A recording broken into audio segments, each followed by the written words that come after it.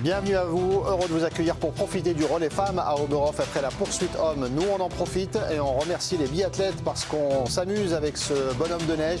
Mais les biathlètes vont vivre une souffrance parce qu'il fait moins 10 degrés aujourd'hui. Regardez ces stalactites qui sont en train d'apparaître à Oberhof. Moins 10 degrés mais un ressenti de moins 15 degrés avant le relais femmes. Les conditions sont pénibles pour ce relais femmes avant le relais homme et la poursuite demain également au programme de ce week-end.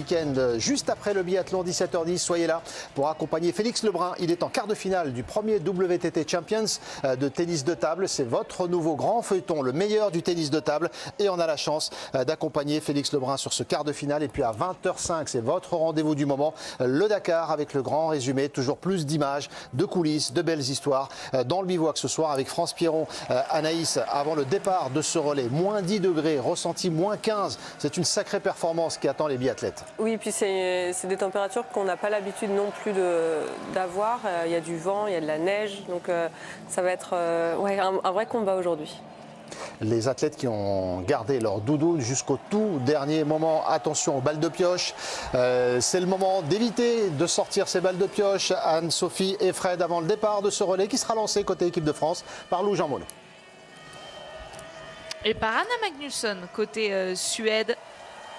La Suédoise qui a longtemps porté le dossard jaune en début de saison avant de marquer le pas à Annecy le Grand Bornand. Elle n'a pas fait un mauvais sprint, hein. Elle a terminé 8e du sprint il y a 2 jours. D'ailleurs, les 10 premières du sprint sont au départ aujourd'hui, malgré quelques impasses. On le sait, pas de Dorothea Virer, pas de Lisa Vitozzi, pas non plus de Lisa Theresa Hauser pour l'Autriche.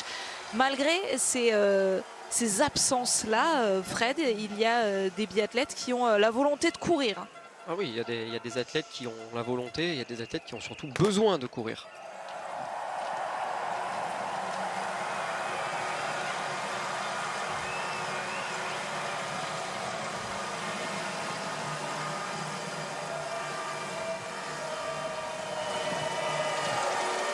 Avant-dernier relais, avant le plus important de la saison. Ce sera dans un mois, en février prochain, à Antols, le relais des Jeux Olympiques. Il restera un dernier relais la semaine prochaine à Ruppolding, mais celui-ci sert déjà de répétition avant celui des Jeux pour toutes les biathlètes présentes et notamment pour l'équipe de France qui a décidé d'aligner son équipe championne du monde en titre.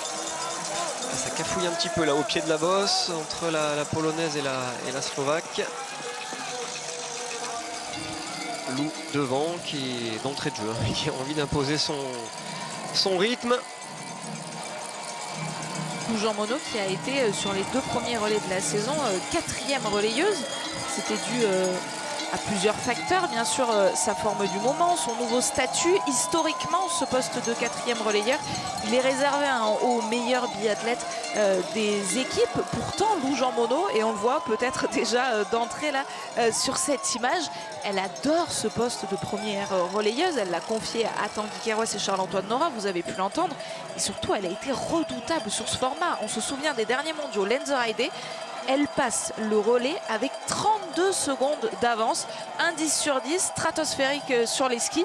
On a raison, même si elle pourrait être à ce poste de 4e relayeuse. Cyril Burdet a raison d'exploiter au maximum ses capacités en la mettant à ce premier poste.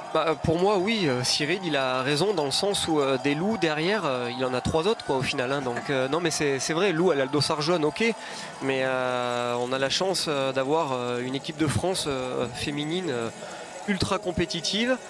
Lou, elle est très forte en 1, on pourrait la mettre en 4. Après, souvent, on l'a vu dans le passé, si on mettait son meilleur atout en numéro 4, si le début de course ne se passe pas comme on l'espère, au final, votre meilleur athlète qui est en 4, il ne vous sert plus à rien. Donc au final, là, on met une Lou qui connaît ce rôle par cœur en 1 pour faire son biathlon et faire ce qu'elle est en train de nous proposer d'entrée, c'est-à-dire de faire des écarts. Et puis derrière, on proposera une Océane qui a un niveau très élevé, une Justine qui fait partie des plus rapides et qui a un niveau de biathlon ultra élevé également. Et pour finir, une Julia qui a le même niveau que ses coéquipières. On a 4 filles qui sont capables de faire partie du top 3, top 4 du classement général.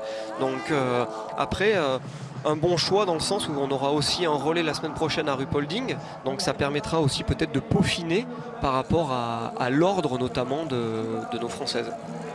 J'ai juste à faire ma course quand je suis à ce poste de première relayeuse, disait Lou Jean Monod à Tanguy-Carrois. C'est Charles-Antoine Nora hier. Là, on le voit, elle est bien dans sa bulle. Et seule Anna Magnusson, pour l'instant, est capable de suivre Lou Jean Monod. Ouais, Anna Magnusson, c'est une athlète aussi qui est complète, qui fait quand même une sacrée saison. Elle a porté le dossard jaune depuis le début de la saison également. Elle a un niveau à ski qui est très très intéressant. Et elle peut en tout cas, c'est une athlète qui peut donner du fil à retordre à Lou Jean Monod. La piste aujourd'hui pour ces filles-là fait 2 km. Chaque biathlète va devoir la parcourir 3 fois avec 2 passages sur le pas de tir, un couché et un debout avant de donner le relais à la deuxième biathlète. Alors la Suède est pour l'instant dans les skis de l'équipe de France. Suède, France font partie des équipes favorites pour la gagne aujourd'hui. Fred, vous ajoutez qui? La Norvège et l'Allemagne à domicile? Ouais, je rajoute l'Allemagne qui sur le papier a une belle équipe, même si Selina Grossian est un petit peu en difficulté. Elle a été touchée par la maladie, elle n'a pas beaucoup couru au final depuis le début de l'année. Et c'est vrai que peut-être que c'est pour ça qu'on la voit là justement avec son dossard 7 à la corde, un petit peu timide, elle n'ose pas y aller parce que il lui manque certainement des sensations, des repères et des jours de course. Et c'est l'américaine là qui décide d'y aller justement pour pas non plus laisser trop le champ au duo qui est parti là avec Lou et Anna Magnusson. Mais oui, l'Allemagne, la Norvège qui ont des équipes solides également. L'équipe d'Italie un petit peu plus jeune, on va dire, avec les absences de Lisa Vitozzi et Dorothea Virer cette semaine. Il n'y a pas non plus de Lisa Teresa Hauser cette semaine. L'équipe d'Autriche en est donc orpheline. On suivra de près également l'équipe de Finlande avec Suvi Minkinen qui est terminée sur le podium du sprint il y a 2 jours. Mais bon, pour ça, il va falloir que ses coéquipières fassent du bon travail parce que Suvi Minkinen, elle est la toute dernière relayeuse de cette équipe finlandaise. Déjà un écart creusé par Lou Jean Monod et Anna Magnusson. La Française n'a demandé aucun relais et elle va arriver en tête tranquillement. C'était la bonne stratégie. En tout cas, c'est la stratégie que vous venez de lire. Sophie, elle a dit il faut que je m'occupe de faire ma course. Donc elle ne demande pas de relais, elle fait sa course de biathlon. Elle a un sprint à aller sortir, un 6 km, 3 boucles de 2 km, un couché, un debout. Essayer de ne pas aller piocher en suivant les conseils de Tanguy. Il a dit, Tanguy, il fait très froid. Donc garder de la sensibilité au niveau des mains. Là, on la voit justement faire des moulinets pour amener un petit peu du sang aux extrémités et sentir cette détente pour faire partir les balles. Et là, il y a eu chute à l'entrée du stade. Allez, c'est parti pour le coucher pour la Suède et la France. La Bulgare Valentina Dimitrova. Elle a perdu sa bretelle, Anna Magnusson. Elle va devoir certainement faire appel à la carabine de réserve. Là, on voit là le pommeau, la bretelle s'est détachée tout simplement de la carabine. Elle va pas pouvoir mettre le brassard. Ouais, c'est la grosse galère là pour Anna Magnusson qui va se relever, tendre le bras, et pendant ce temps-là, Lou Jean Monod a pu repartir toute seule. Le 5 sur 5 pour Lou qui prend donc la tête de ce relais. On va suivre ce qui se passe là pour Anna Magnusson. Donc racontez-nous le protocole, Fred. On voit un souci, elle a le droit, sans parler, de demander à un bénévole de lui apporter la carabine de réserve. Ouais. Finalement, elle a trouvé une solution. Elle lève la main, là elle a perdu le pommeau sur la carabine, la bretelle s'est enlevée. Elle a levé la main, on a un bénévole qui est sur le pas de tir qui vous emmène la carabine de réserve. Là, sans bretelle, couché, on peut rien faire, faut pas rêver, ça bouge trop. Là, il faut être en tension avec la carabine. Et elle s'en sort quand même bien parce qu'elle a perdu énormément de temps, certes, mais avec une pioche, elle va ressortir autour des 45 secondes. Ça aurait pu faire bien pire que ça pour la Suédoise. Maintenant, il va falloir qu'elle reste concentrée sur la suite de son relais. La course est loin d'être terminée. Là, on la voit, là, justement, elle met sa carabine en tension et là, clac, la bretelle, elle vient mais casser sur le pommeau. Alors elle met quelques secondes à réagir à ça. Elle comprend pas en fait, elle pense qu'elle peut resserrer. Mais là la bretelle est clairement cassée. Le lien qui se fait avec le pommeau, on vient caler la main sur la carabine.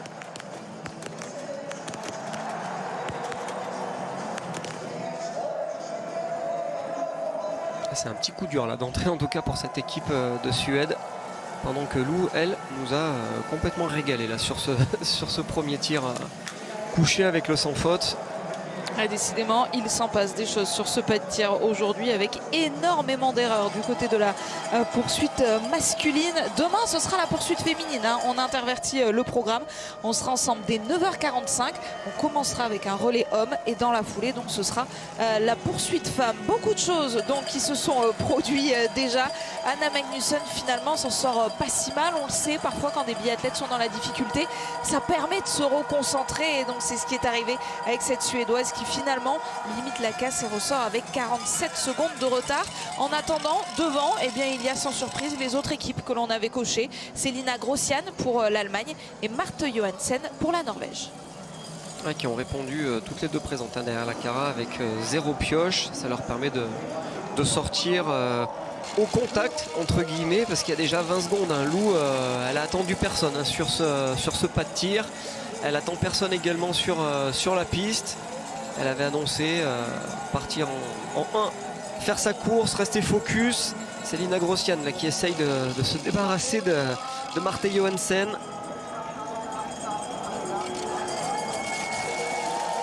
Qui a l'air un petit peu en difficulté là, sur les skis, la Norvégienne justement.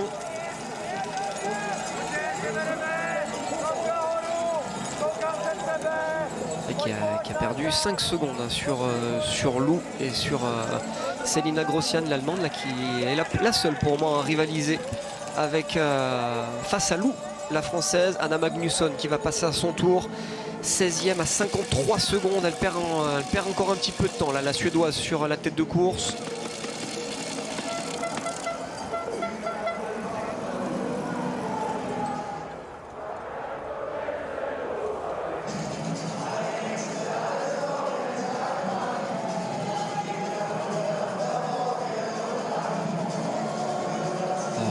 À 60 km/h là pour les filles, 3 km/h seulement de moins que les garçons sur la poursuite.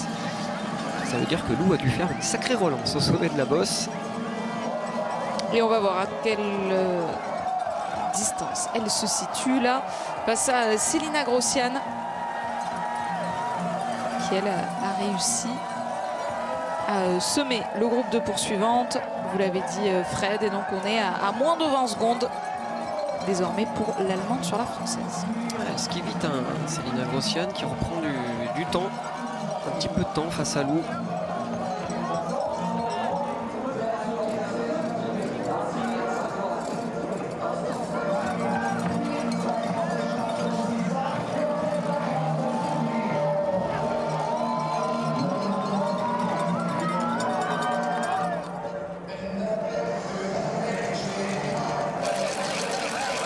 Elle est dure aussi, hein, cette boucle de 2 km là, avec une montée un petit peu plus longue que les garçons au final sur le retour.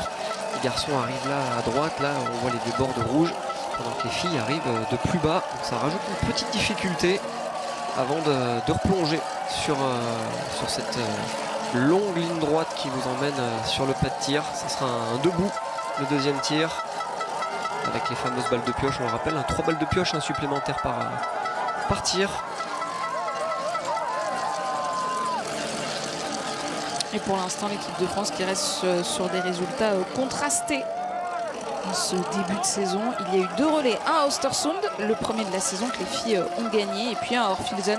C'était beaucoup plus compliqué. Les Françaises ont terminé 6e.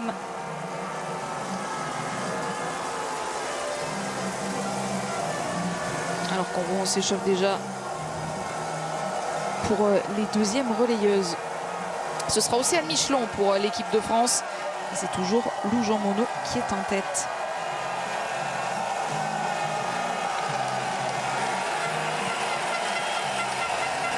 La voici, Océane Michelon, qui va regarder avec beaucoup d'attention ce tir debout de Lou Jean Monod pour savoir si elle doit se préparer vite ou très très vite à prendre le relais parce qu'ensuite il y aura seulement 2 km. Espérons que Lou Jean Monod finisse rapidement ce deuxième tir. Cette fois c'est un debout, mais toujours oui, les 3 balles de pioche, vous l'avez dit Fred. Allez, c'est parti pour que Lou Jean Monod passe le relais à Océane en tête.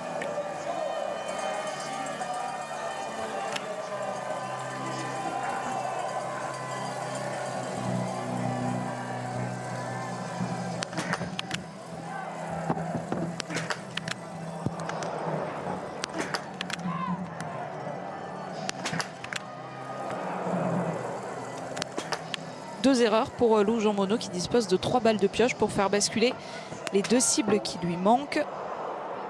Selina Grossian avec cette erreur lui donne un peu d'air. 2 erreurs également pour l'Allemande. Attention, Lou n'a pas le droit à l'erreur. Si elle part à la faute, ce sera l'anneau de pénalité.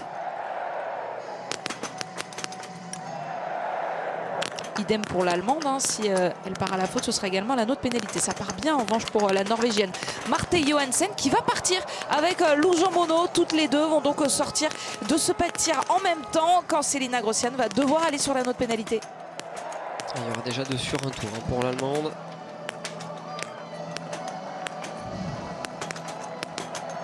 Et il n'y en aura qu'un. Elle sauve la casse.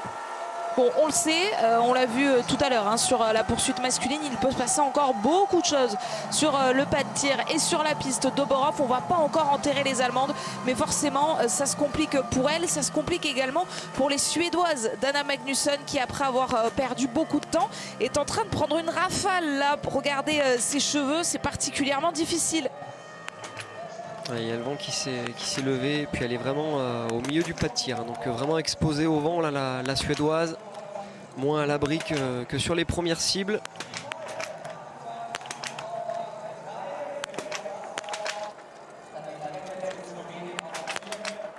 Éviter à tout prix l'anneau de pénalité, mais ce sera une sortie déjà au-delà de la minute pour Anna Magnusson. Elle aura réussi à se battre avec ses balles de pioche. Mais ça ne doit pas réjouir Jean-Marc Chablot, forcément, l'entraîneur de tir de cette équipe suédoise. Alors ça donne quoi pour Anna Magnusson par rapport à Lou Jean Monod, hein, qui est ressorti en tête juste devant Marte Johansen? Eh bien 1 minute 20 tout pile de retard désormais pour la Suède sur l'équipe de France. Alors que Selina Grossian, elle, est ressortie avec 44 secondes de retard pour l'Allemagne et une 14e position. Ça fait déjà des écarts sur ce relais. Lou qui continue son exercice. Elle avait dit sa course. Elle est en train de gentiment distancer la Johansen.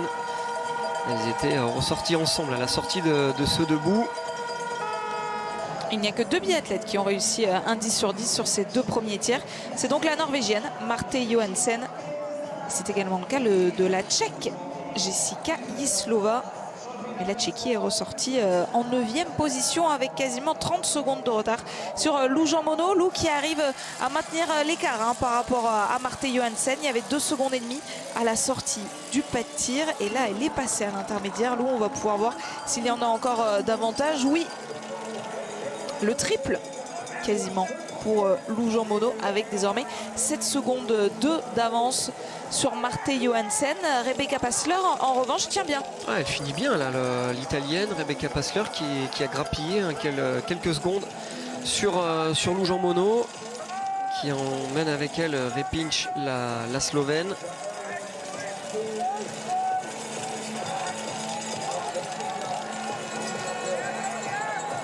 Derrière Selina Grossian qui est passée également à l'intermédiaire, qui a repris 3 secondes aussi, 12e place pour cette équipe d'Allemagne.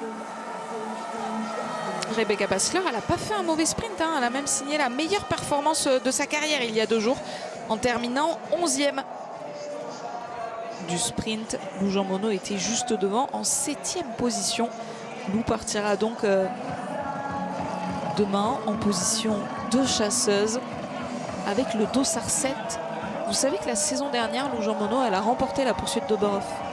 Vous savez quel dossard elle avait? le 7. Et oui, le dossard 7, on sera donc très curieux de voir ce que ça donnera demain pour Lou Jean Monod. Elle s'élancera avec quasiment le même écart que la saison dernière, une cinquantaine de secondes. Ce sera demain, mettez les réveils à partir de 9h45 en ce dimanche pour suivre le relais homme et la poursuite femme. Et en attendant, Lou Jean Monod s'est fait peur, 3 balles de pioche, mais finalement, elle va réussir à donner le relais en tête à Océane Michelon. Ah, ça souffle les drapeaux, là, il y a du vent.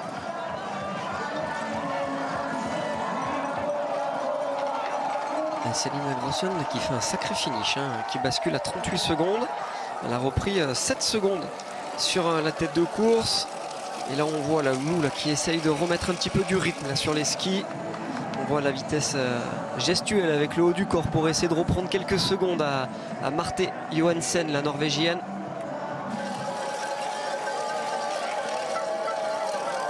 Le plan initial en arrivant au Borov, c'était de faire l'impasse sur ce relais, a déclaré Lou à nos envoyés spéciaux, Tanguy et Charles-Antoine.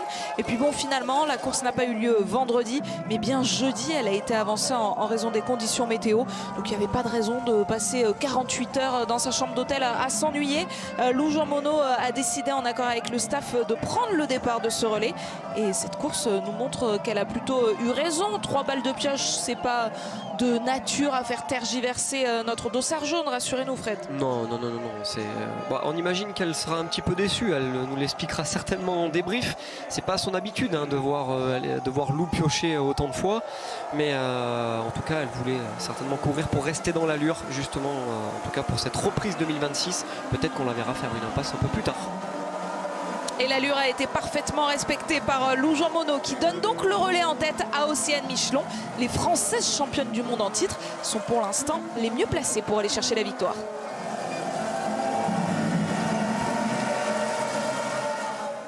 Le biathlon revient à... Océane Michelon au ralenti sur ces images sur la piste d'Oberhof, la championne du monde en titre du relais. Et oui, elle faisait partie de la composition à Lenzerheide à ce poste de deuxième relayeuse. Et pour l'instant, parfaitement en piste également. Bon, on s'en souvient, à Lenzerheide, il y avait énormément d'avance pour l'équipe de France dès ce deuxième relais. Là, il y en a un petit peu moins. C'est Ingrid Tendrevold désormais qui est en deuxième position à seulement 11 secondes. Ingrid Tendrevold, on est curieux de voir ce que ça va donner. Malheureusement, on souffre avec elle depuis le début de la saison. Ça se passe pas trop mal sur la piste, mais elle est toujours en difficulté derrière la carabine. Elle participera toutefois à la poursuite demain, mais vraiment, elle s'est qualifiée in extremis. Elle a terminé 58e. C'est une saison en tout cas compliquée là, pour Ingrid Tendrevold. Alors on espère pour elle qu'elle se servira de ce relais. Parfois sur ces formats de course où on court plus, pas que pour soi, qu'on court aussi pour les coéquipières, pour les copines. On le sait, Ingrid, elles sont très copines au sein de cette équipe. Ça permet des fois d'évoluer à un autre niveau, différemment, de casser un petit peu une routine qui s'installe sur les courses individuelles. Pour le moment, elle rivalise en tout cas. Elle a perdu seulement 3 secondes face à Océane Michelon, la norvégienne. Derrière, c'est Anna-Maria Lampic qui a fait l'effort pour se replacer. Elle est troisième à 23 secondes d'Océane qui skie vite. Océane là sur ce premier tour qui s'est même permis le luxe de skier plus vite que Lampic. Alors si le premier relais de la saison s'était très mal passé pour Ingrid Tendrevold, c'était beaucoup mieux en Filzen. On revient sur la stat dans quelques instants, mais on a vu Anna Magnusson qui forcément va demander une petite vérif sur sa carabine parce qu'elle a eu un souci sur le tir couché. À mon avis, il va y avoir un petit check là où elle est en train en tout cas d'expliquer à son staff qu'est-ce qui a cassé au moment où elle s'est mise en tension avec la main contre le pommeau, au moment où elle met la bretelle sur le brassard. Donc on imagine que le staff va régler tout ça pour la poursuite. Là en tout cas il y a une belle poursuite là derrière Océane qui va se présenter seule là, sur ce coucher avec Ingrid Tendrevold qui risque de pointer autour des 12-13 secondes à l'entrée de ce pas de tir.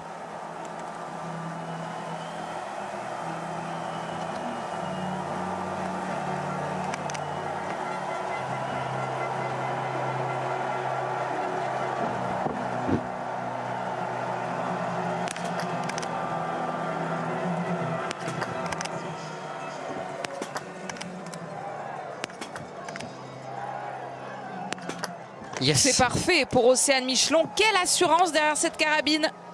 Quel sérieux derrière la tablette pour Jean-Paul Giacchino, qu'on imagine toutefois satisfait, même s'il n'y a pas d'effusion de joie. Ouais, non, c'est beau travail là de la part d'Océane. Ça va lui faire du bien, ça, pour les courses individuelles également. Kuzmina qui réalise aussi le tir parfait, comme Ingrid Tendrevold.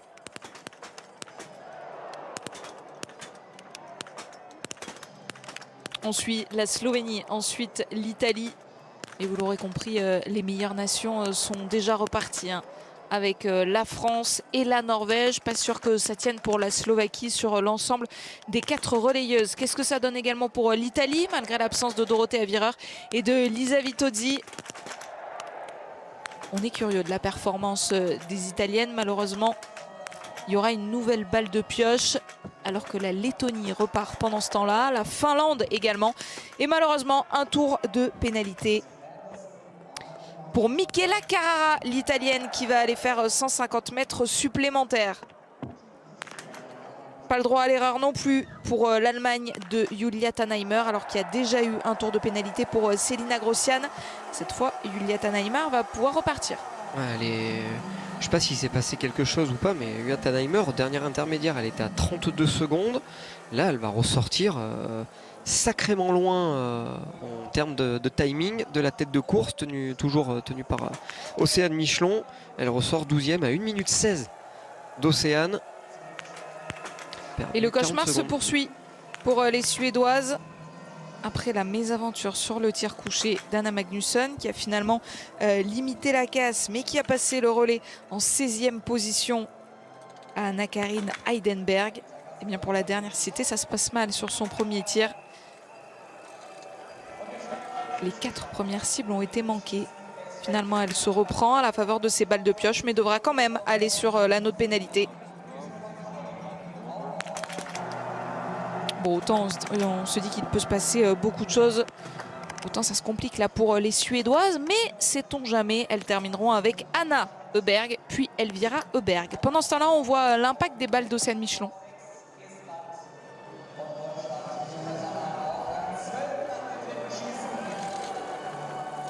Ouais, c'est propre, hein. Là, c'était vraiment libéré. Elle s'est fait plaisir derrière cette carabine pour se coucher, Océane. Elle est en forme en plus en ce moment sur la piste. Ça skie vite.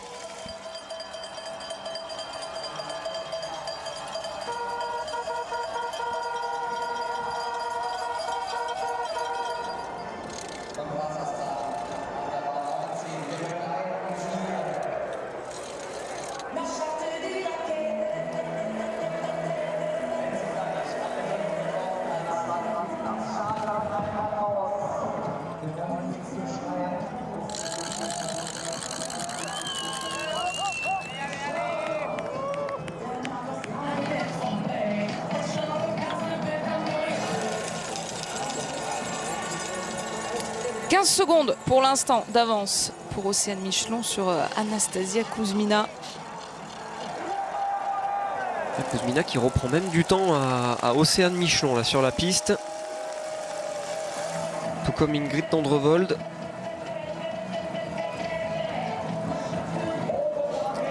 Anastasia Kuzmina là cette semaine qui retrouve son technicien de l'époque où elle avait été championne olympique. C'est un Français justement.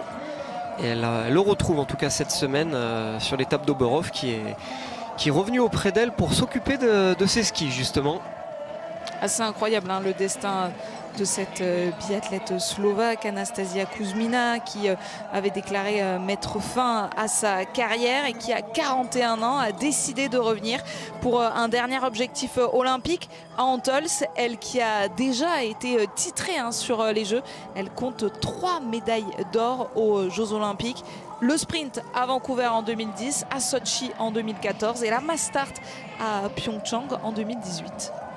Ouais, c'est fort, c'est très très fort sur 3 Olympiades différents. Qu'est-ce qui se passera en 2022? Eh bien, n'a pas participé au jeu, mais qu'est-ce qui se passera désormais en 2026 à Antols pour Anastasia Kuzmina? Eh bien, on le saura en février prochain lors des Jeux. Il s'agit de l'avant-dernier relais jusqu'au jeu. Il y en aura un également la semaine prochaine à Ruhpolding. À Ruhpolding, on se retrouvera dès mercredi à 13h45 pour le relais femmes, justement. Mercredi, jeudi, vendredi, samedi, dimanche. Programme royal, 5 jours de course au programme à Ruhpolding et sur la chaîne L'équipe. Donc pour notre plus grand bonheur, il y aura enfin la dernière étape à Nové Mesto avant de basculer sur les Jeux. En attendant, on termine cette journée biathlon. On poursuit plutôt parce que c'est loin d'être fini avec ce relais femmes. Tout ça nous amènera jusqu'au tennis de table tout à l'heure à partir de 17h10. Vous le savez, c'est votre nouveau rendez-vous sur la chaîne L'équipe. C'est le WTT Champions à Doha. C'est simple, les meilleurs pongistes du monde sont là.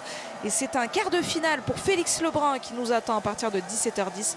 Ce sera face au japonais Tomokazu Harimoto. Juste après le biathlon donc, et on l'espère, une victoire de l'équipe de France. Pour l'instant, ça sent bon, mais il ne va pas falloir s'endormir. Avec un premier défi tout de suite pour Océane Michelon face aux cibles avec un tir debout.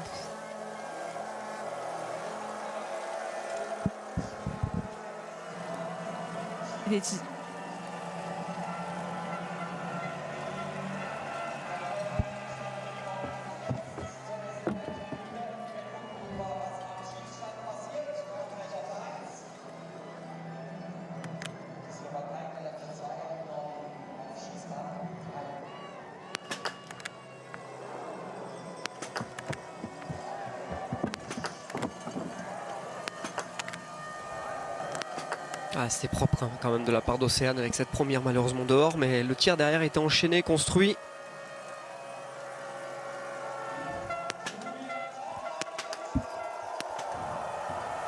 Elle a encore le temps, Océane Michelon, de mettre cette balle de pioche et de ressortir quand même en tête parce qu'il y a une erreur pour Kuzmina. Une erreur également pour Tendrevold. Et 2 balles de pioche seulement auront suffi à l'équipe de France pour pouvoir repartir toujours devant. Et vous le voyez, et Kuzmina et Tendrevold vont rester sur le pas de tir. Océane Michelon va gagner encore un peu d'avance. Et surtout que derrière, ça sera une pioche supplémentaire pour Ingrid Tendrevold. Est-ce que Kuzmina va réussir à sortir de ce debout? C'est fait pour la Slovaque. Oh non, une nouvelle fois, une faute et surtout un anneau de pénalité pour Ingrid Tendrevold. Ah, c'est dommage pour la Norvégienne avec qui on souffre à chaque fois derrière la carabine, mais que c'est compliqué de trouver la clé et la régularité sur ce pas de tir cette saison pour elle. Elle n'arrive pas à trouver la solution, là, Ingrid, hein, à chaque fois sur le passage au pas de tir. C'est même triste de la voir dans cette situation-là. Elle qui, dans le passé, a été capable de gagner des médailles, de gagner des courses. Elle est vraiment en grande difficulté là, depuis le début de la saison. Elle ressort maintenant, Ingrid, la Norvégienne. Ingrid Tendrevold à 54 secondes déjà de Océane Michelon.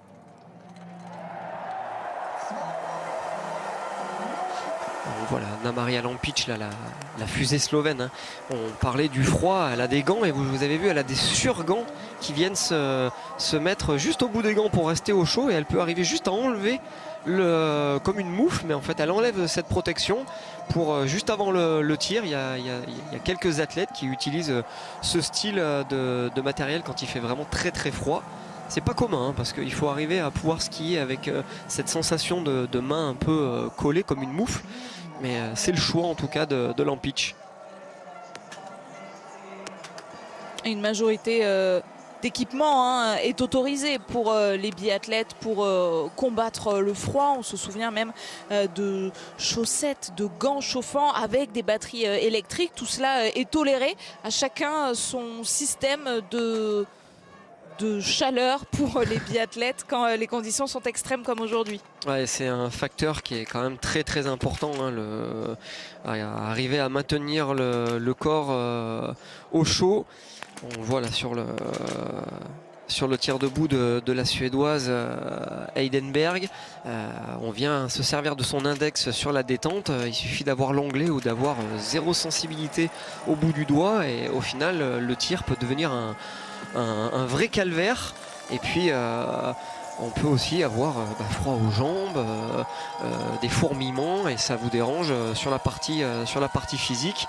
Donc il faut arriver à trouver des solutions. Alors il y a des athlètes qui mettent des sous-combinaisons, des sous-pulls plus épais avec des membranes qui coupent le vent justement sur le devant du corps.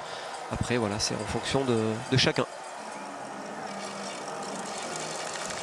Oh, ça commence à se compliquer a priori vu l'attitude d'Anastasia Kuzmina sur la piste, qui arrive quand même pour l'instant à tenir l'écart par rapport à Océane Michelon. À 2 secondes près, il y a toujours le même écart par rapport à la sortie du pas de tir. Lampic qui finit fort, qui a fait une énorme montée, là, qui a recollé dans les skis d'Ingrid Tendrevol, elle qui s'est lancée 7 secondes derrière la Norvégienne.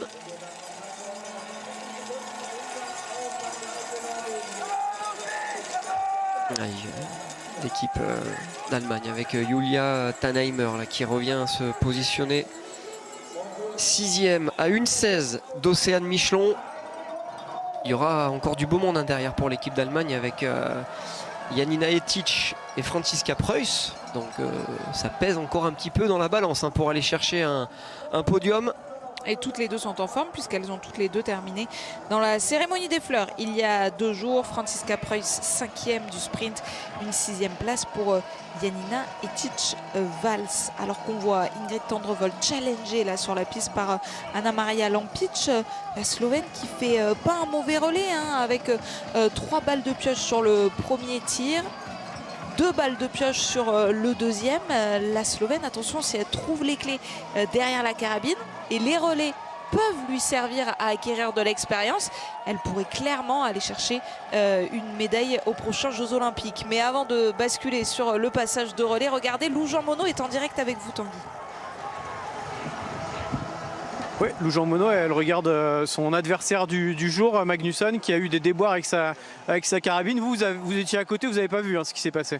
J'ai vu qu'elle tirait pas, mais c'est mieux de ne pas savoir pourquoi, sinon c'est pas bon. Il y a l'élastique qui s'est décroché du pommeau et donc il a fallu qu'elle le revisse. Donc elle a perdu pas mal de temps, mais la conséquence de tout ça pour la Suède, c'est qu'elles sont à près de 2 minutes maintenant. Bon, ça va donner un peu d'air au podium. C'est quand même particulièrement con. J'arrive pas à savoir, c'est le pommeau qui s'est dévissé ou c'est un truc qui a cassé? On ne sait pas. Non, ça n'a pas cassé parce qu'elle a réussi à le revisser pour pouvoir ensuite mettre oui, mais avec une clé. C'était pas manuel, c'était avec une clé. Ouais. Bon, bref. Peu importe. Le résultat, c'est qu'on a pour l'instant la France en tête. En tout cas, on voit pas mal d'erreurs, pas mal de fautes. Pourtant, il n'y a pas tant que ça devant sur ce pas de tir. Non, il n'y en a pas du tout même. Je trouve que c'est beaucoup une question de froid qui est assez... en tout cas pour ma part, ça m'a bien engourdi et puis pas des réflexes hyper fins, plus un petit peu de retard avec les mains et puis derrière tout se décale. Mais globalement c'est quand même pas un bon tir, c'était largement tirable, ce 5 sur 5 il était possible donc non, c'est pas une très bonne course. En plus de ça, je rajoute une mauvaise gestion où je suis partie bien trop vite et j'ai pas réussi à finir, donc finalement ça va que ma concurrente à côté a pas fait une très bonne course parce que sinon dans le fond c'était pas très bien. Merci Lou, on laisse vous réchauffer. Et pendant ce temps-là, vous l'avez vu, Océane Michelon a donné le relais à Justine Brezas-Boucher avec 30 secondes d'avance sur la Slovaquie. Le biathlon revient avec Winamax. Winamax, le plus important. L'équipe de France, double championne du monde en titre, est en tête de ce relais féminin. C'est l'avant-dernier relais avant Antols et les Jeux Olympiques. Je m'arrêtais, je me méfie toujours de ces ralentis. Non, il n'y a pas de chute pour Justine Brezas-Boucher qui est toujours bien en tête et qui arrive à creuser les écarts face à Remenova. 36 secondes désormais d'avance pour l'équipe de France sur la Slovaquie. Deuxième, et on le voit, Caroline Knoten, troisième relayeuse pour les Norvégiennes, avant la leader Maren Kierkeide. Attention, les Norvégiennes sont encore dans le coup. Attention également aux Allemandes, Fred, on va les voir là passer à l'intermédiaire derrière la Slovène Klemencic. Ah, la réalisation a vraiment pas envie de nous la montrer, ça y est, on l'aperçoit, c'est Janina Etic-Vals qui passe en 5e position à 1,19, mais on le sait, la Slovaquie, la Slovénie ne sont peut-être pas capables de rivaliser sur les 2 dernières biathlètes, auquel cas ça laisserait une place sur le podium pour les Allemandes. Ouais, surtout face à Franziska Preuss qui terminera ce relais pour l'équipe d'Allemagne, et puis Maren Kierkeide qui finira le relais pour la Norvège. Donc ces deux équipes là clairement peuvent encore aller chercher une place sur le podium. Ça commence à faire des écarts, hein. Là, Justine qui a creusé, hein, quelques secondes supplémentaires sur la piste. Elle va s'installer sur le coucher avec quasiment 40 secondes d'avance sur Remenova. 50 secondes sur Caroline Knoten, pardon. Donc ça commence à faire lourd, hein, comme écart, ça. Pour ça, il va falloir être précise face aux cibles, justement utiliser ce moment-là pour aller chercher du relâchement. C'est ce qu'elle a besoin, Justine, se faire plaisir derrière cette carabine, du relâchement, lâcher ses balles, pas avoir peur du résultat. Elle sait faire en tout cas, Justine.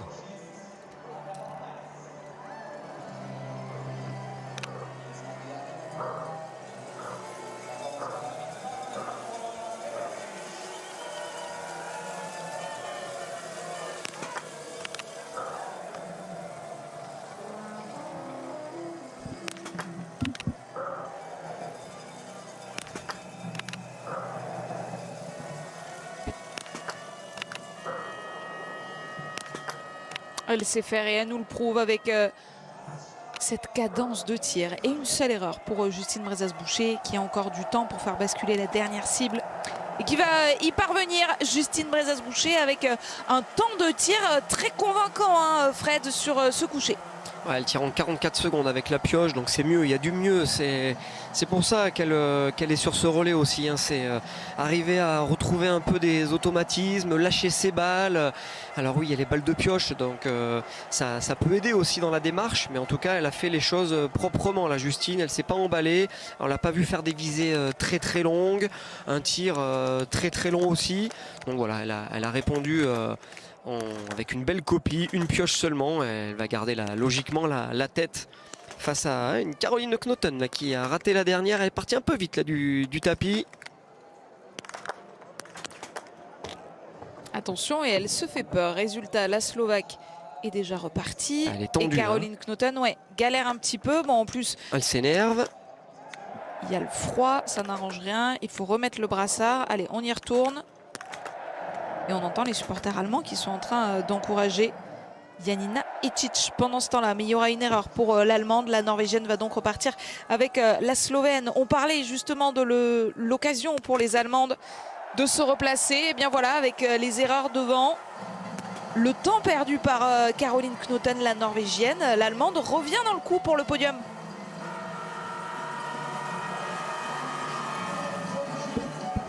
Elle sera cinquième, la Janina Ecic. Elle va ressortir à 1,16. Elle a gagné 3 petites secondes face à Justine seulement. Mais elle revient à seulement 12 secondes du podium avec Klemenčić et la Slovène pour la Slovénie.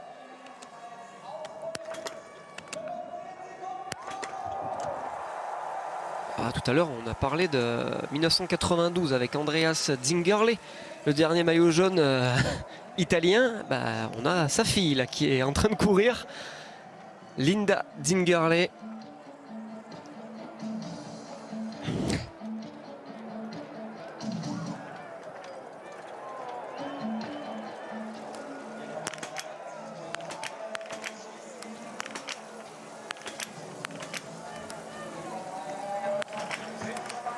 Alors qu'Anna Öberg manque l'occasion là aussi de réduire l'écart. 2 erreurs pour la Suédoise, même 3.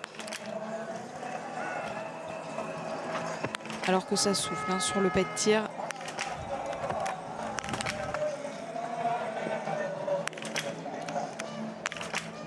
Et déjà 2 minutes 30 se sont écoulées depuis que Justine Brezas-Boucher a quitté ce pas de tir. En plus, Anna Öberg va devoir aller sur l'anneau de pénalité sous le regard impuissant de sa petite sœur Elvira. D'où l'importance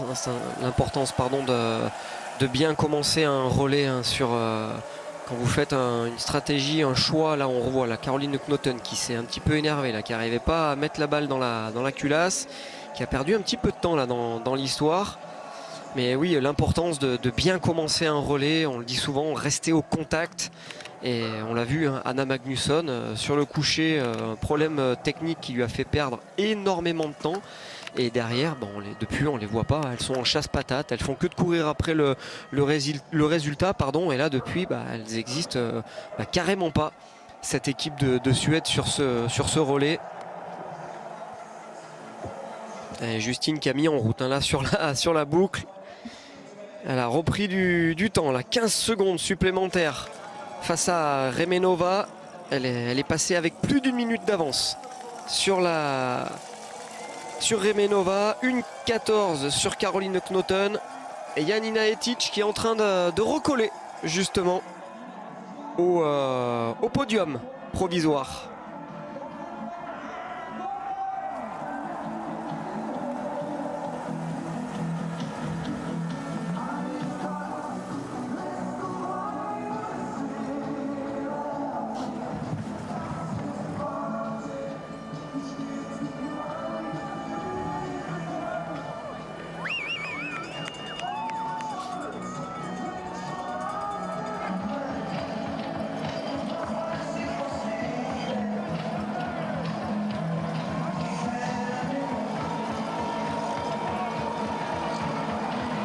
Remenova qui perd un petit peu de temps mais qui s'écroule pas, hein, pas du tout même hein, sur la piste, qui maintient l'écart avec Justine, 1,04 maintenant, elle a reperdu 3 petites secondes.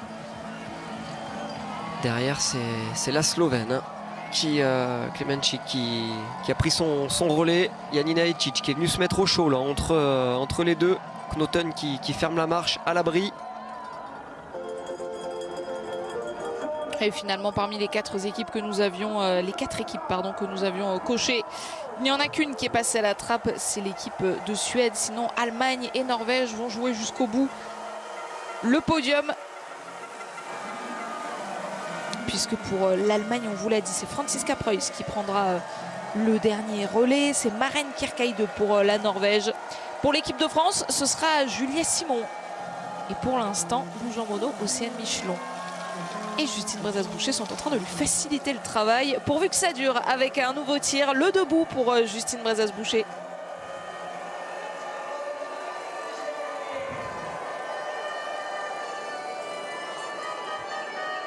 Aborder ce tir debout avec dans la même dynamique hein, que ce qu'elle nous a montré sur le coucher. Être présente, un petit peu d'agressivité derrière la carabine tout en étant relâchée, lucide. Les conditions sont plutôt bonnes. Hein. On voit là le fanion, ça bouge pas.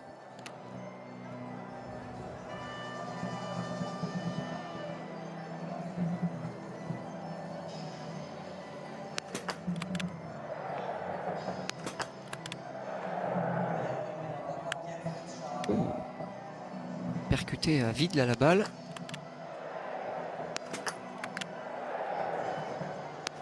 Ouais. Sans danger, sans conséquence pour Justine Brezas-Boucher. Julia Simon se réjouit dans quelques instants. Elle va bien prendre le relais en tête. Ouais, elle a été solide la Justine. Hein. Elle a eu un petit souci. Là. La culasse qui n'était pas fermée complètement. Ça a percuté.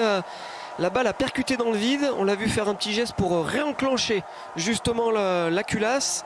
La balle est allée au fond, ça n'a pas perturbé la Française qui au final nous a quand même bien régalé hein, face aux cibles avec seulement une pioche sur le coucher. Un énorme relais de la part de Justine Brezas-Boucher et la preuve une nouvelle fois que ce poste de numéro 3 lui va bien, hein, convient à ses qualités et également à tout ce qu'on a envie de voir d'elle. Elle est dans une position confortable, en tout cas elle nous l'a prouvé aujourd'hui.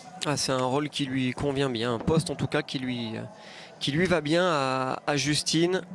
Elle est capable, hein, elle fait partie des meilleures du monde en biathlon. Justine, elle a 2-3 petites choses à peaufiner face aux cibles, surtout sur le tir couché. Hein. Mais sinon, c'est une des plus rapides, voire la plus rapide de la planète sur la piste. Debout, elle est à l'aise. Donc, c'est une athlète sur qui on peut s'appuyer largement. Alors on vous le disait, pour la Slovénie, pour la Slovaquie, peut-être que ça va être compliqué. En revanche, pour Janina Etic-Vals, eh bien voilà, l'occasion de repasser en 2e position derrière l'équipe de France. C'est ce qu'elle parvient à faire devant son public. Les Allemandes vont ressortir en 2e position. Et Caroline Knoten pour la Norvège va ressortir également sur ce podium.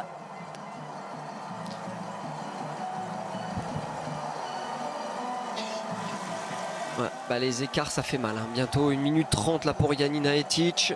Caroline Knoten pour la Norvège qui ressort à son tour à 1,36. Là, les trois premières françaises ont vraiment assommé la concurrence, là, carrément. C'est énorme, les écarts. Et pour l'instant, c'est logiquement en tête de la course. Les Françaises sont les meilleures tireuses, avec 6 balles de pioche seulement.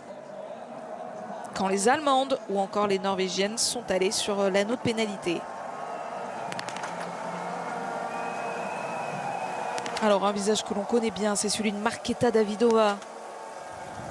Pour la Tchéquie, on est également avec Lettonen, la finlandaise, avant de retrouver Suvi Minkinen, la leader de cette équipe de Finlande. Mais vous l'aurez compris, elles ne vont pas pouvoir jouer grand-chose, ces Finlandaises. On surveillera les Italiennes avec Anna Orenthaler qui sera dernière relayeuse. Mais bon, désormais 2 minutes 30 se sont écoulées depuis la sortie du pas de tir de Justine Brezas-Boucher. Et enfin, elle arrive. Enfin, elle est là. La Suédoise Anna Öberg au tapis numéro 13. 13e position pour les Suédoises.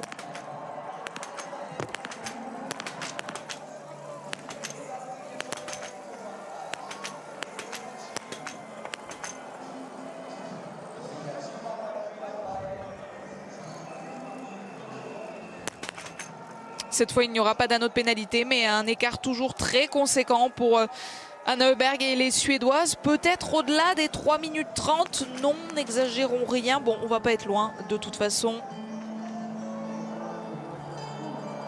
Oui, on ne voulait pas les enfoncer, mais on y sera. Hein. Allez, 3 minutes 28 et 6 dixièmes.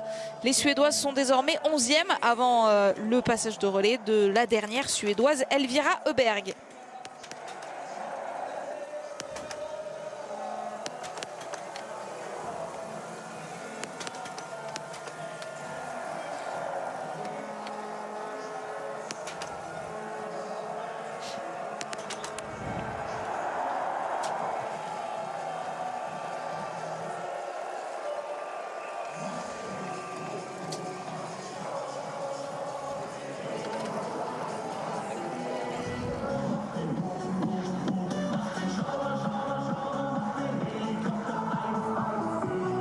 On retrouve cette piste avec les biathlètes qui jouent le podium, la 2e et la 3e place. Loin derrière, Justine Brezas-Boucher à plus d'1 minute 30. Et Caroline Knoten qui a fait l'effort dans la bosse pour recoller gentiment dans les skis de Janina Etic. On avait l'impression que dans le tour précédent, elle était un petit peu en difficulté, la Norvégienne, mais elle a été maline. Elle s'est reposée à l'abri derrière l'Allemande. Et au final, elle lui a repris du temps. Elle lui a repris 7 secondes sur la piste. Lou Jean Monod, Océane Michelon, Justine Brezas-Boucher, Juliette Simon, c'était votre compo type. Fred, est-ce que vous avez fait le bon choix pour l'instant? Les filles sont en train de vous donner raison. Votre passé de sélectionneur joue en votre faveur. On en parle dans quelques instants. Mais d'abord, est-ce qu'on a le temps d'écouter Océane Michelon? Oui, on reste sur ces images de direct de toute façon. Du passage de relais de Justine à Julia. Mais écoutons Océane avec vous, Tanguy. Ouais, Océane, la France qui va prendre le dernier relais avec 1 minute 30 de marge sur la concurrence. C'est-à-dire que le travail des 3 premières relayeuses a été bon. Ouais, je les mettais pas douilles de moi. Ouais, non, comme c'est parti avec Lou qui prenait tout de suite je crois qu'elles ont 25 secondes d'avance dès le premier tir. Je me suis dit, ouais, on est sur de la grande journée, ça va être bien. Et non, très contente j'ai pas vu le relais de Justine, mais en tout cas celui de Lou était déjà impressionnant.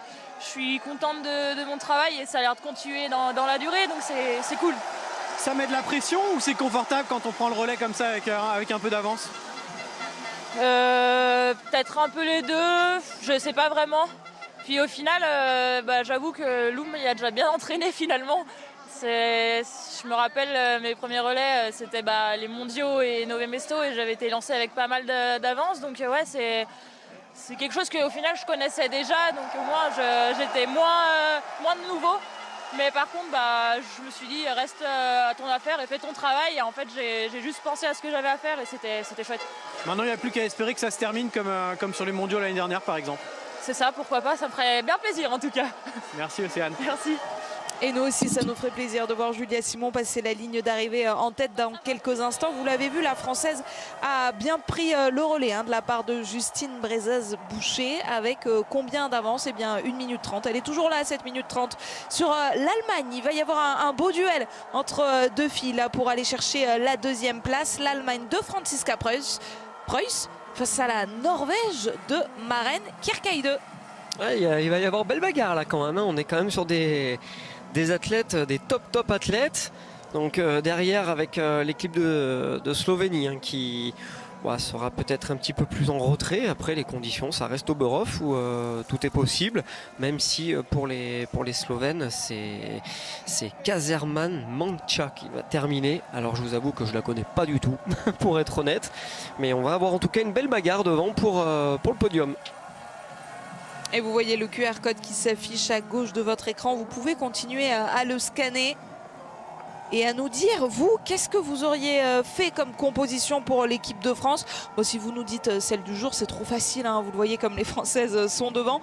Vous l'avez fait avant même le début de la course, Fred.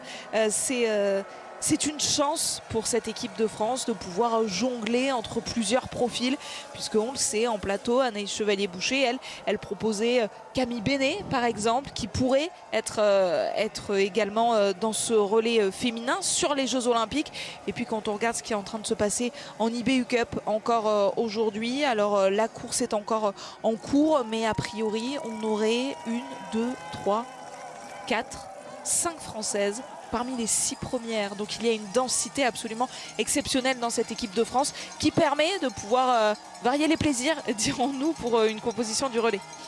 Qui permet de varier les plaisirs en restant toujours au top. Le but c'est d'aller marquer sur les relais notamment des points importants, des points nations. Et puis sur des Jeux Olympiques d'aller chercher une médaille, d'aller chercher un titre. Donc oui, c'est important d'avoir autant d'athlètes au top. Et puis surtout, c'est ce qui fait la différence, c'est la densité. On le voit encore aujourd'hui sur ce relais. Il y a au final très peu d'équipes qui sont capables d'aligner 4 athlètes au top. Et après, c'est particulier parce qu'on peut avoir des 4 athlètes qui sont au top du top, mais c'est important d'avoir quelqu'un qui a les épaules pour prendre le départ et quelqu'un qui a les épaules pour jouer sur un dernier relais à la bagarre si ça devenait à se friter un petit peu pour la gagne face à d'autres nations. Et c'est vrai que nous on a cette chance et qu'on a une quantité d'athlètes qui sont au top et derrière on peut permuter en mettant en 1, en 4, par exemple une Lou avec une Julia, et puis derrière au milieu on commence à comprendre qu'on a une Justine, on en a parlé, qui a l'air très à l'aise à ce rôle numéro 3. On a une Océane qui est très rapide sur la piste et qui aujourd'hui a été au top face aux cibles également, en numéro 2, peut-être que c'est un rôle qui lui va bien, et puis après jouer justement avec un petit peu le moment présent, une malade, une moins bien et ainsi de suite, qui fait que on peut changer presque l'ordre la veille et en restant quand même ultra performant. Eh bien, n'hésitez pas à continuer avec les précisions que vient de vous donner Fred, à continuer à voter, à réagir avec le QR code qui s'est affiché longuement sur votre écran, à nous rejoindre sur l'équipe Connect pour partager cette course avec nous. Pourquoi cette réaction, Fred? Elle a joué un petit peu avec le feu, la Maren Kierkeide. J'ai l'impression qu'elle a failli partir à la faute. On va voir la ralentie là, justement, le petit dérapage pour se remettre stable, et en fait elle a perdu un petit peu l'équilibre au moment de reprendre l'aspiration et elle a failli partir.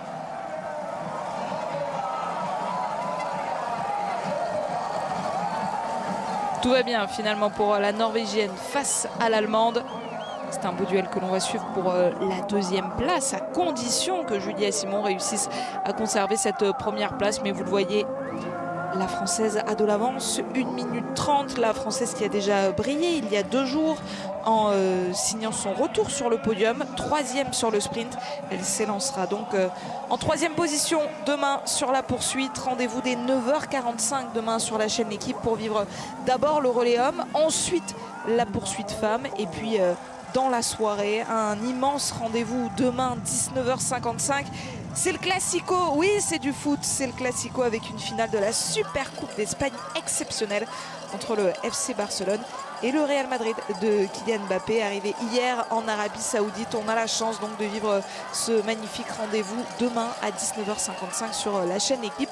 Et juste avant, je suis sûre qu'on aura vécu une très belle journée de biathlon qui commencera donc dès 9h45 avec Julia Simon qui partira 3e de la poursuite. Pour l'instant, Julia Simon, elle est sur le pas de tir. Son premier des 2 passages pour le relais féminin, pour le garder en tête.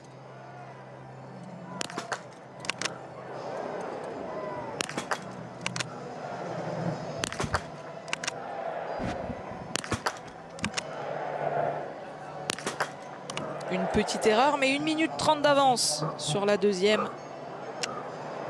Julia Simon a le temps d'insérer sa balle de pioche, de faire basculer la cible. Une première fois sans succès. Toujours le temps d'une deuxième balle de pioche. Et cette fois, ça passe. 2 balles de pioche ont été nécessaires pour blanchir ces 5 cibles et pour laisser toujours la France en tête. Une petite frayeur là sur la première balle là pour Julia.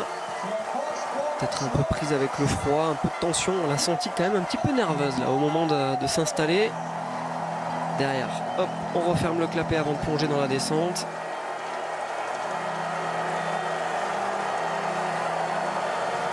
Il y avait peu de suspense tant on connaît les qualités de Julia Simon. En revanche, ça va être beaucoup plus tendu là avec les supporters allemands qui vont être derrière Franziska Preuss face à Maren Kierkegaard.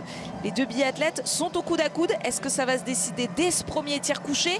Est-ce qu'il faudra attendre le debout? Premier élément de réponse maintenant.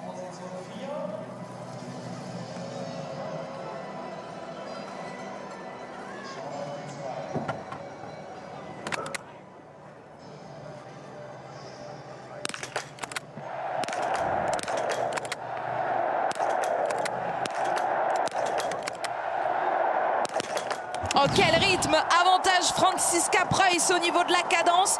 Mais est-ce que Maren Kierkegaard va réussir à lui répondre tout de suite? Oui, moins rapide, mais Maren Kierkegaard également réalise le plein. Ça se décidera donc pas encore sur ce tir. Ça nous a un peu boum, réveillé là, ce coucher. Une Preuss complètement à l'attaque là sur ce tir là. Et Maren Kierkegaard un petit peu à l'image de son début de saison hein, qui répond à Franziska Preuss en allant chercher le plein et en sortant seulement 2 secondes derrière.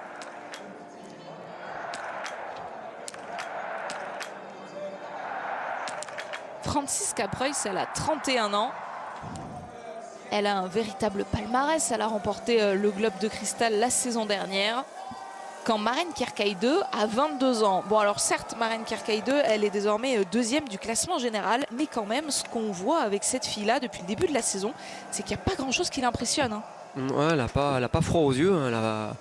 Elle connaît son niveau, elle sait de quoi elle est capable. Elle a gagné sur le mois de décembre. Et puis, ouais, elle n'a pas à rougir parce que là, on est sur des athlètes qui, je suis persuadé que Maren Kierkegaard avait dans sa chambre le poster de Franziska Preuss. Hein, donc, oui, donc elle a toutes les raisons là, de se laisser déstabiliser par un tel tir. En plus, ouais. Il y a la tribune avec Franziska Preuss. Enfin, il y a beaucoup d'éléments qui pourraient la faire déjouer. Elle est maline. On le voit dans la montée. C'est ce que je pensais à ça tout à l'heure. En plus, elle était dans les skis de Franziska Preuss. On sent qu'elle a envie d'y aller. Elle se dit, bon, quand même, je vais peut-être pas la doubler. Je l'avais en poster dans ma chambre quand j'étais petite. Elle arrive au tir couché. Franziska Preuss, elle attaque. 24 secondes le coucher.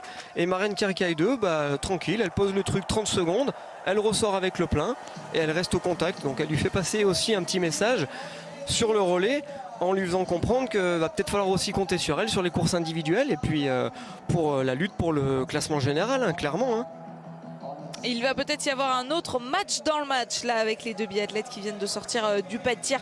Bah oui, les écarts sont très importants, mais nous on va essayer de se consoler comme on peut hein, et de trouver des choses à raconter dans cette course avec Suvi Minkinen face à Elvira Heuberg. Pourquoi ça peut nous importer? Parce que c'est déjà une belle photographie de ce qu'on pourra avoir demain sur la poursuite. Elvira Heuberg a remporté le sprint. Suvi Minkinen a terminé 2e de ce sprint. Elles s'élanceront donc aux 2 premières positions. Et là, elles viennent de ressortir à 1 seconde d'écart, 7e et 8e. Et puis c'est important pour une Elvira Heuberg, Sully Minkinen, même si elles sont assez loin dans le classement sur ce relais en termes de temps, puisque Elvira Heuberg est ressortie à 2 minutes 54, mais elle a quand même repris énormément de temps sur Julia, donc ça veut dire qu'elle fait la course. Elle n'est pas là en mode je finis la course pour la nation, elle fait vraiment la course à fond pour justement rester dans l'allure, parce que demain, si aujourd'hui elle faisait en mode un peu tranquille, demain elle va partir en tête et ça risquerait de lui faire bizarre de se dire oula, je me suis pas mis à bloc depuis jeudi, on est dimanche, donc aujourd'hui pour elle c'est important de faire la course et de vraiment rappeler à son corps que demain il va falloir qu'elle reste dans l'allure et qu'elle aille peut-être chercher une victoire supplémentaire. Et d'ici demain, visiblement vous vous régalez comme nous sur l'équipe Connect. Vous êtes nombreux à réagir, ça y est, vous êtes déjà en train de parler du record d'une victoire avec une telle avance. Bon, je pense qu'on va chercher dans quelques archives, mais que une équipe s'est déjà imposée avec plus de 1 minute, combien 1 minute 12, ouais, 1 minute 11, 7, c'est pour l'instant l'écart, l'avance que Julia Simon tient sur Franziska Preuss. Mais promis, on vous cherche l'info et on vous répondra dans le débrief. On est ensemble jusqu'à 17h10 pour parler biathlon sur la chaîne L'Équipe, juste avant de basculer sur le tennis de table avec le WTT Champions. Direction Doha, c'est l'ouverture de la saison. Les meilleurs pongistes sont là. Vous l'aurez donc compris, il y a bien sûr Félix Lebrun. C'est son quart de finale que l'on vivra à partir de 17h10. Il affronte le japonais Tomokazu Harimoto. Et on suivra ça donc juste après le biathlon. Pour l'instant, il y a encore du suspense dans cette course, puisque ça y est, on le voit, Maren Kierkeide est revenue sur Franziska Preuss. L'avance qu'avait réussi à prendre l'Allemande sur le pas de tir, la Norvégienne l'a comblée sur la piste. 7 secondes quand même, c'est pas rien. Donc ça montre que la jeune Norvégienne, elle est en forme sur la piste. Sur les skis, ça répond. On l'a vu être capable, en tout cas mentalement, de rester justement au contact de Franziska Preuss sur le tir couché. Il va y avoir clairement une belle bagarre sur ce tir debout. Et il y aura aussi une belle bagarre pour Julia qui va s'installer seule sur ce tapis pour aller chercher la gagne pour l'équipe de France. Et puis une répétition générale pour la poursuite de demain. Répéter les bonnes choses, les belles approches, le bon lâcher, apprivoiser un petit peu le froid présent à Oberhof. On va avoir la réponse dans 30 secondes. Et faire le show, est-ce qu'elle va s'y risquer, Julia? Elle va pas faire le show, elle va répéter pour demain. Allez.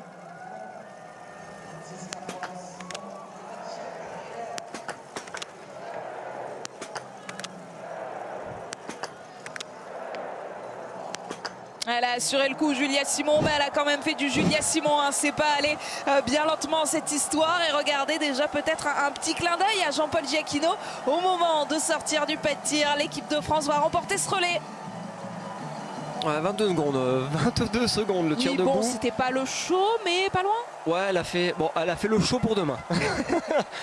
Ouais, là, clairement, c'est ce qu'on va lui demander, c'est ce qu'elle va se demander de faire demain, Julia. Des debout comme ça, engagés à la confrontation. Là, elle était seule. Aujourd'hui, elle est capable de le faire pour les coéquipières. Demain, elle se dit qu'elle pourra également faire la même chose. En tout cas, ça réjouit le staff de l'équipe de France et Océane Michelon. Effectivement, tout le monde se réjouit dans quelques instants de voir Julia Simon passer la ligne d'arrivée en première position. Qui pour l'accompagner sur le podium et surtout dans quel ordre? Allez, c'est parti, le match pour la 2e place. Franziska Preuss face à Maren Kierkeide.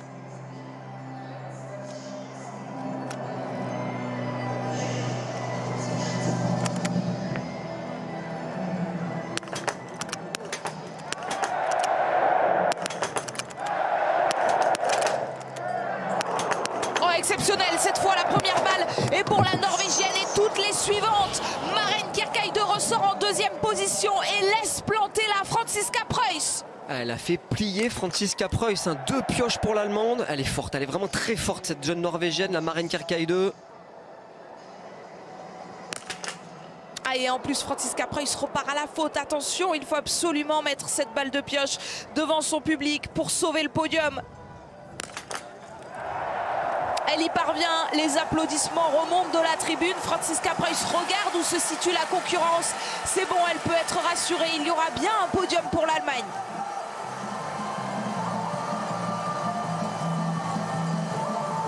Mais cette fois, on imagine mal l'Allemande et la Norvégienne se retrouver sur la piste, contrairement à tout à l'heure où il y avait quelques secondes d'écart et où Maren Kierkegaard a réussi à les combler. Cette fois, Franziska Preuss ressort avec 30 secondes de retard et donc le classement risque de rester comme ça.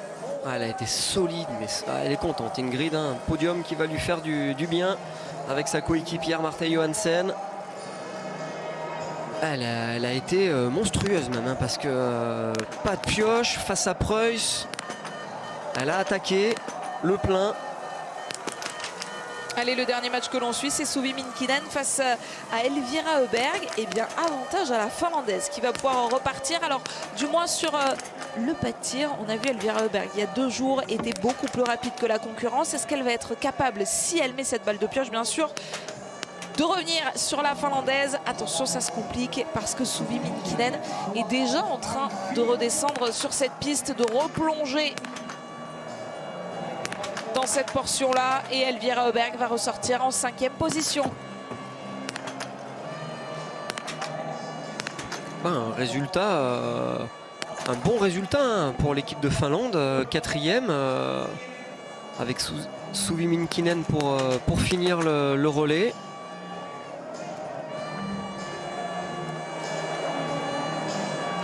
La 4e à Orfilsen également, qui confirme.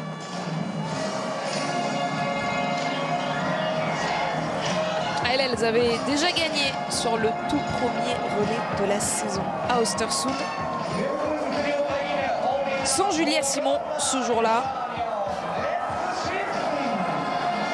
Mais la Française fait son retour dans un relais féminin aujourd'hui. Même composition, même ordre que sur les championnats du monde de Lenzerheide. Que sur le dernier relais de la saison dernière aussi, à Nové Mesto. Et à chaque fois, devinez quoi? Bah, ça fait victoire. On est sur 3 sur 3. La composition magique qui fonctionne pour Cyril Burdet et ses filles. Donc vous êtes en train de me dire qu'on est sur une composition qui marche plutôt bien. Pas trop mal, effectivement. Donc est-ce que vous êtes en train de dire que je suis peut-être en train de gagner le sondage? Vous avez raison, c'est ça. Dites-nous si elle vous convainc, à vous aussi, cette compo. Bon, on imagine qu'avec le résultat du jour, évidemment, vous pouvez continuer de voter, hein, sur l'équipe Connect et d'échanger avec nous. On a plein de questions à relayer dans l'après-course. On est ensemble jusqu'à 17h10 et jusqu'au tennis de table pour débriefer ce très beau relais de l'équipe de France avec Fred, avec Anaïs Chevalier-Boucher également en plateau, mais c'est Aude Benter qui est aux commandes. Et puis on écoutera toutes nos réactions de nos Françaises avec Tanguy Guérois et Charles-Antoine Nora qui sont sur place.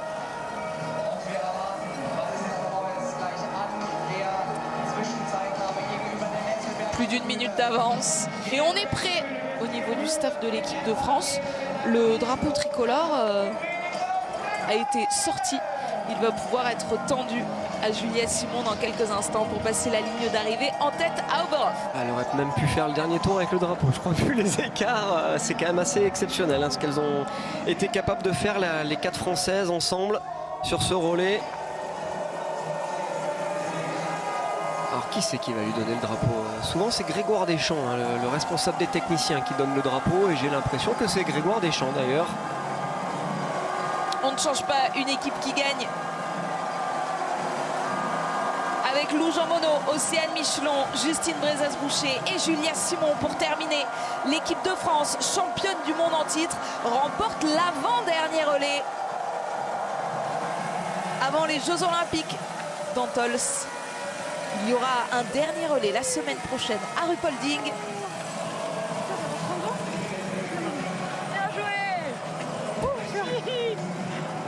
Mais d'ici là, toutes les filles de l'équipe de France se réunissent dans cette aire d'arrivée pour fêter cette victoire. Et on va poursuivre leur bonheur jusqu'au podium. Podium qu'elles vont donc partager avec les Norvégiennes de Maren Kierkegaard. Quelle démonstration de cette biathlète-là à 10 sur 10. Pas impressionnée sur le coucher par Franziska Preuss, qu'elle a carrément déposé sur le tir debout, faisant la joie de ses coéquipières. Ouais, il va falloir la surveiller de près, hein, cette jeune Norvégienne, parce qu'elle peut faire mal, hein. Et peut-être dès demain, elle partira en 4e position de la poursuite. Marte Johansen, Ingrid Tendrevold, Caroline Knoten et Maren Kierkeide. Cette composition, ces filles-là, dans cet ordre-là, c'est la 2e fois que ça fait podium cette saison. Elles avaient déjà terminé 2e. Or, Filzen, peut-être que là aussi, on a trouvé la formule magique du côté du staff norvégien. Et qu'en est-il du staff allemand? Avec Franziska Preuss pour terminer. Il y a eu un anneau de pénalité et 13 balles de pioche aujourd'hui pour les Allemandes. Avec Selina Grossian, Julia Tannheimer et Janina Etic-Vals. France, Norvège, Allemagne. Voici le podium de ce relais féminin.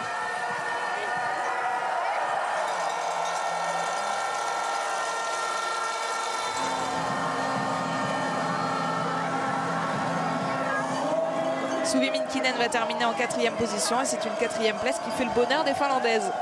Ah, tout le monde est content, hein. Le staff là au milieu là-bas tranquillou au bord de la piste.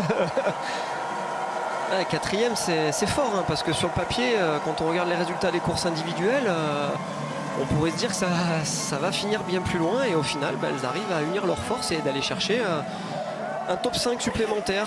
C'était déjà le cas à Orfidsen. Hein.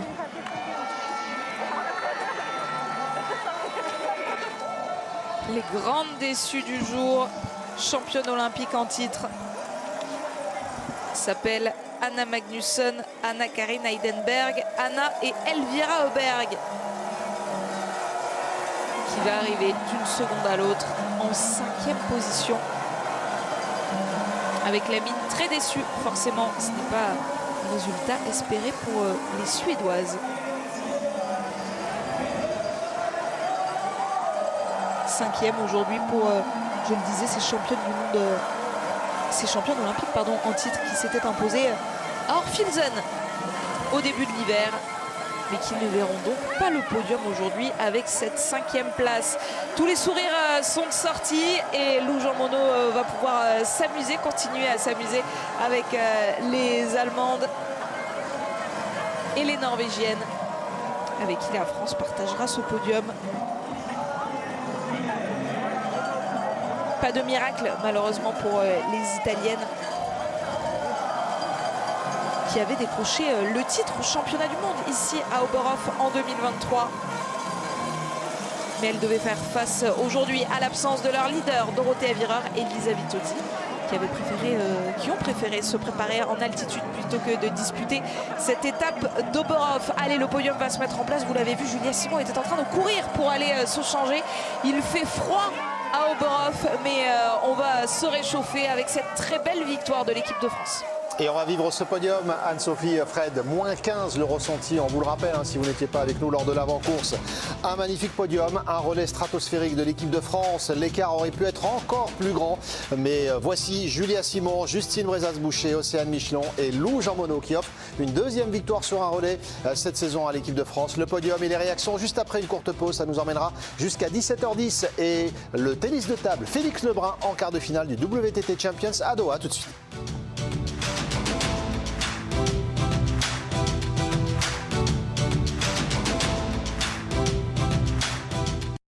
Le biathlon revient avec Winamax.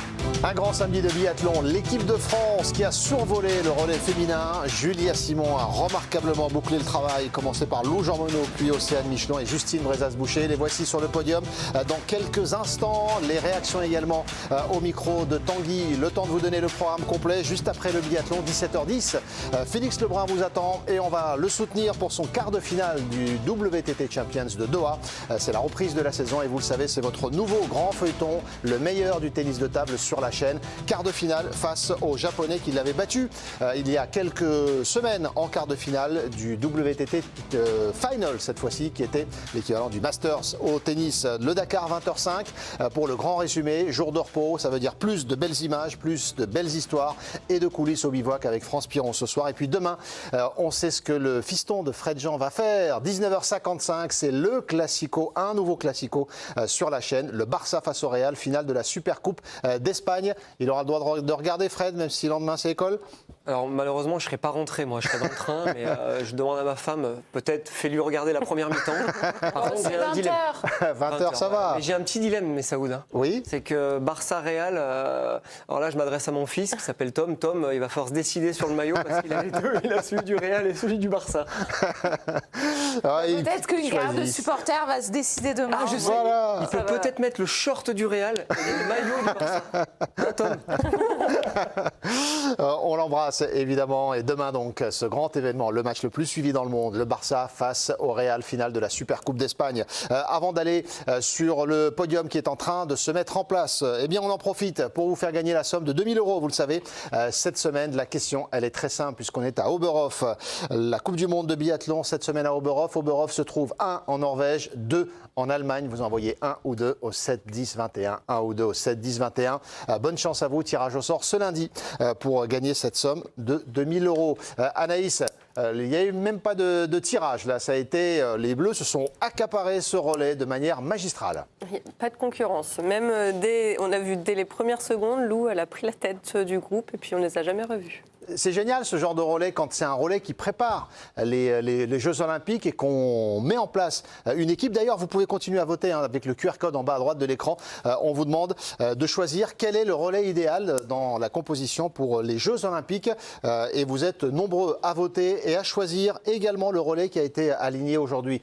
C'est Justine, on l'écoute avant le podium avec Tanguy.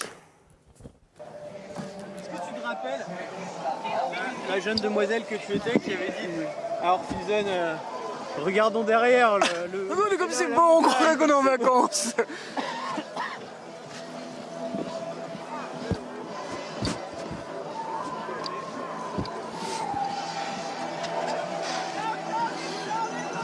Justine, cette composition,